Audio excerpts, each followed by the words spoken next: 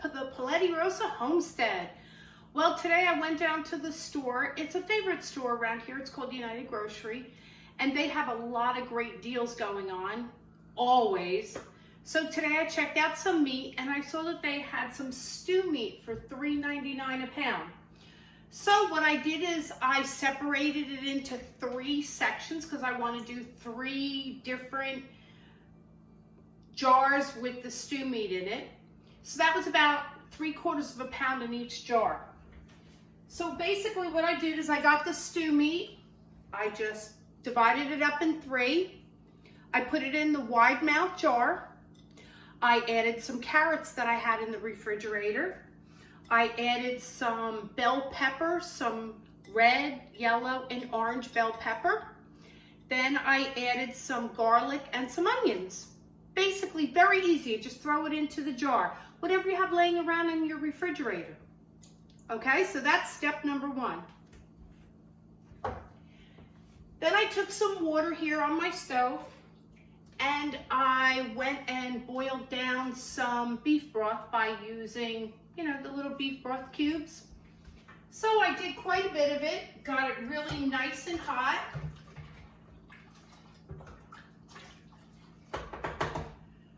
So now basically what I'm going to do is I'm going to take that beef broth and I'm going to put it in the jars.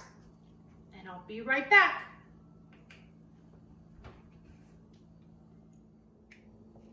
Okay, I just want to make sure I brought the camera in closer.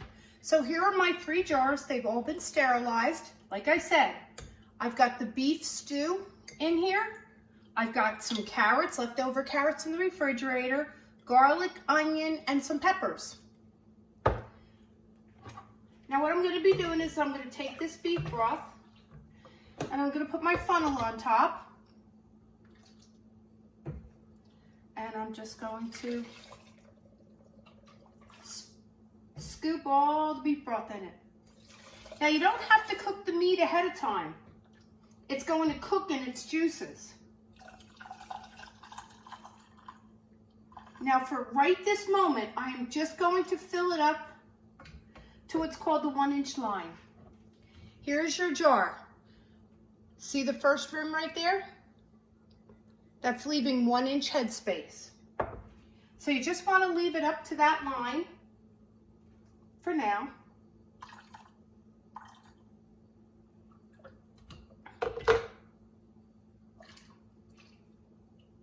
Now it's up to you. If you want to buy the beef broth in the store that's already made, you can do that also. I just like to heat up mine first. That heats up the jars a little bit more.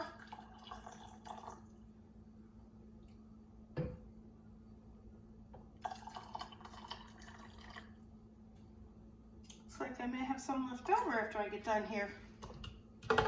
And if I have any beef broth left, I will just can that.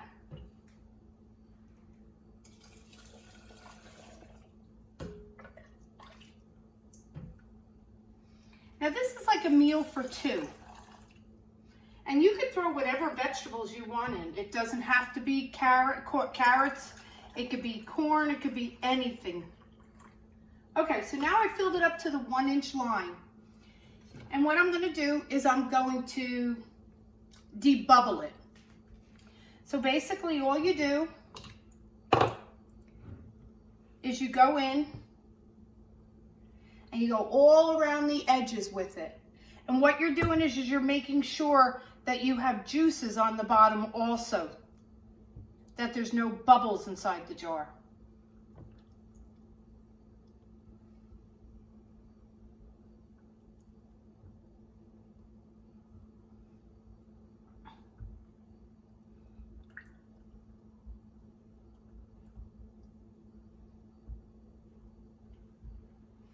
You know what? I only paid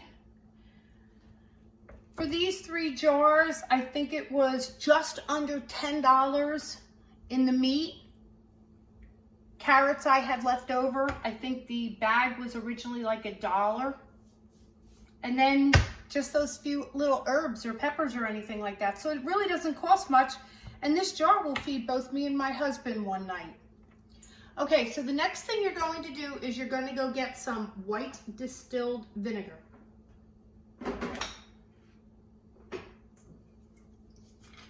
and get a clean paper towel or a clean cloth, whatever you may have. And what you're doing is you're going to wipe your rim down. The reason for doing this is that you don't have any juices or anything like that around, or salt around the top of the jar. That way you'll get a good seal. If you had, you know, juices or anything like that that have the oil in it, it may not, and as you can see, I've got a little bit on there. It wouldn't seal properly. And you don't want that to happen, all this hard work. Okay, now you take one of your wide mouth rims, put it on the jar, and turn it. Now, what you want is you want just fingertip tight, which means hold the jar and just do a little oomph. That's the best way to explain it.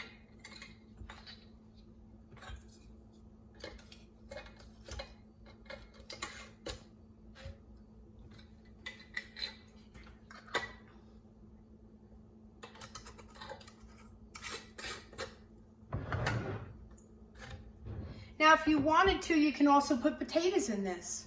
No reason why you can't. Just make sure that they are a good potato. They're not just like a russet potato. Russet potato tends to hold a lot of starch in it. So they tend to make the gravy inside kind of starchy looking, and you don't want that. Okay, so now you got your 3 jars all done. They are hot. So now I'm going to take you over here to my canner. Hope you could see that.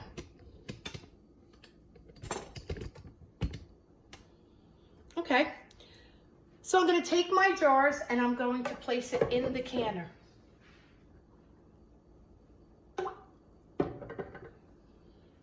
And it's not boiling hot water in there, but it is hot. Now, I got those 3 jars in there, and I've got quite a bit of beef broth left over. So if you'll give me a minute, I'm going to put you on hold, and I'm going to run upstairs and get some more jars, and I'm going to can the beef broth at the same time.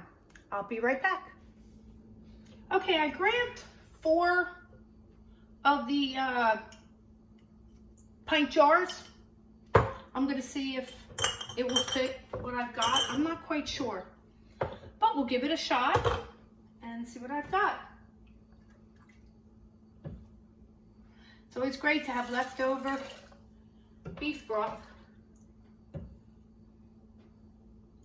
Something I learned here in the South from some friends of mine, that when they cook their green beans, they cook it with beef broth. They use the beef bouillon cubes, and they cook their green beans with that. Originally, I was from New Jersey until 2017, and in 2017, me and my husband moved here to Virginia. So we're still trying to get their ways. We're working on it. Lots slower pace than what I was ever used to. Oh, I'm on my 3rd jar here.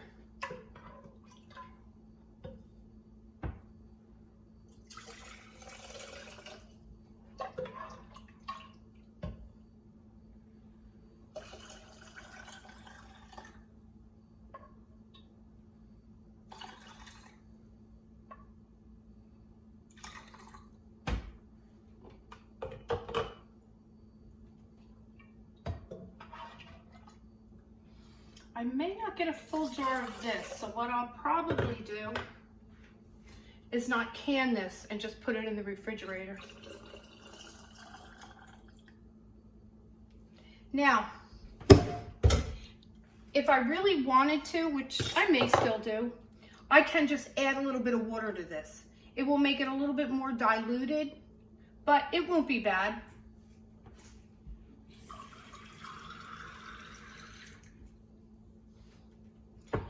And what I could do is, this is how I made it, broth-based seasoning. So what I could do is I could take a spoon and just put in a little bit in it.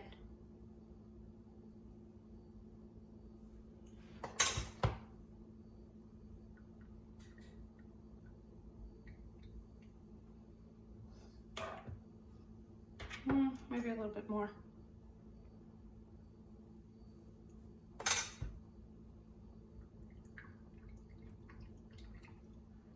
Okay. Again, you want to make sure you take your rag and you want to clean off the tops. Some people just use water. I like the white vinegar. I just feel that it gives it that little bit of extra clean. Okie doke. And of course, all my jars were sterilized first. As I put you on hold and ran up and went and got them. I brought them down here, washed them with some soap and water, and then rinsed them out really good. You do the lids the exact same way, put them on, and then a little bit of a oomph to it.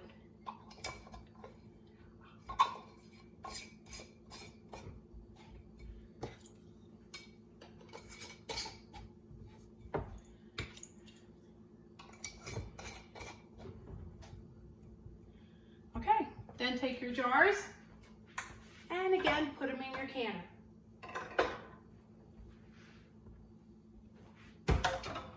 This is one of my smaller canners. I do have one that's bigger, and I could do 2 rows of 9 each of the pint jars. But I didn't want to use that one. I really didn't need it.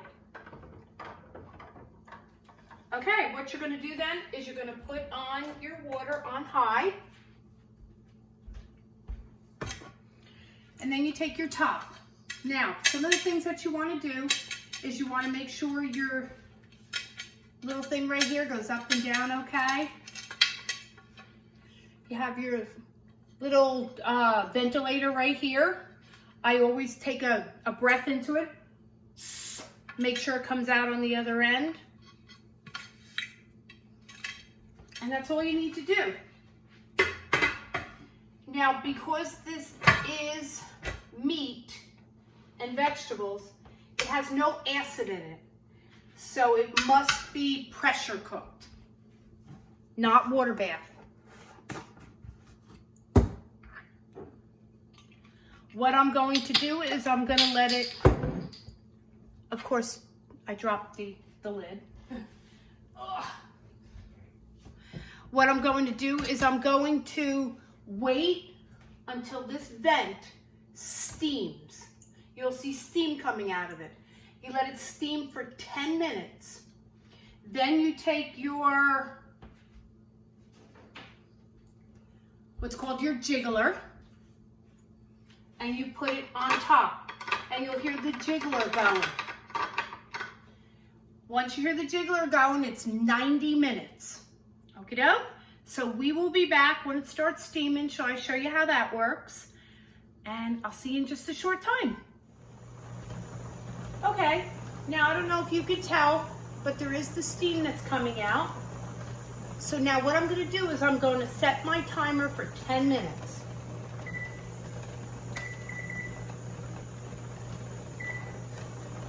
And I'm going to let it steam for about 10 minutes. And then, like I said, after the 10 minutes is up, I'll take my jiggler and I'll put it on top. So we'll be back when that 10 minutes is over. Okie doke, be right back. Okay, the 10-minute timer just went off. So now what I'm going to do is I'm going to take the jiggler and I'm just going to pop it on the top there. It basically goes round and round and stuff like that. And then I'm going to wait for it to actually start jiggling. And once it starts actually jiggling, I will set the timer for 90 minutes. Okay, I'm going to see you after the 90 minutes is up.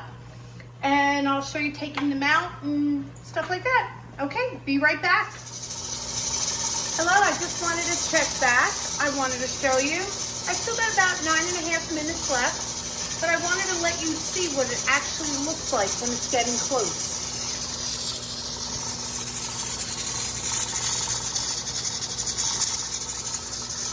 Sorry, I do have the microwave on right now.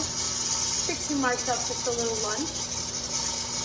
Now, I also wanted to let you know that I also put about 2 tablespoons of white distilled vinegar in the water We have very hard water here in Virginia, so I need to put white vinegar in my water so that my glass doesn't get all clouded. Okay, so we'll be back in about 8 minutes and 45 seconds. Okay, so my timer just went off. It's been 90 minutes. And all I do is I turn the flame off, and I turned around and I moved it to a different burner.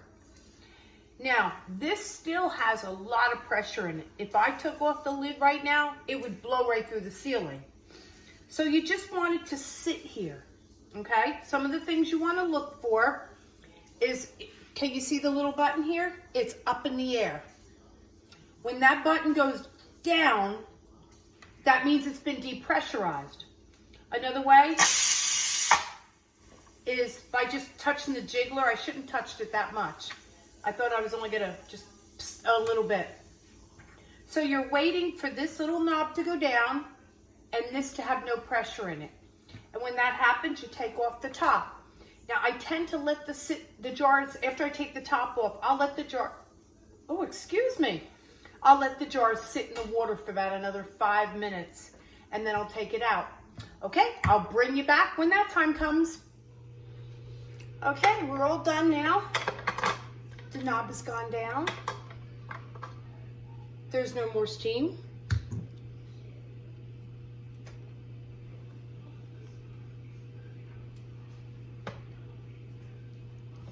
Now, when you take it off, you don't want to get that steam burn. So always lift it up with the back away from you.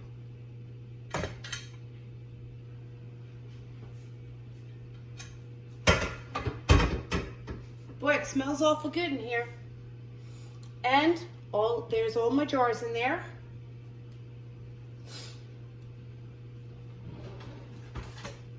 Now I have let it sit in the water for really more than 5 minutes. So I'm gonna move this back and we will take the jars out. Oh, look at that. That is beef stew at its best.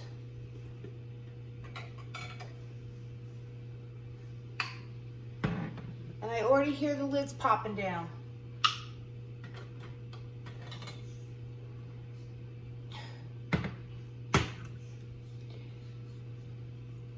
You will hear the popping of lids when you take them out. And I will show you what I mean by that.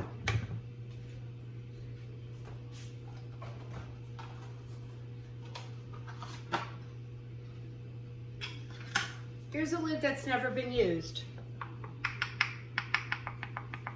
You can hear it. That lid's not been popped. You just heard a pop right there. And if they weren't so hot, I'd show you what I mean.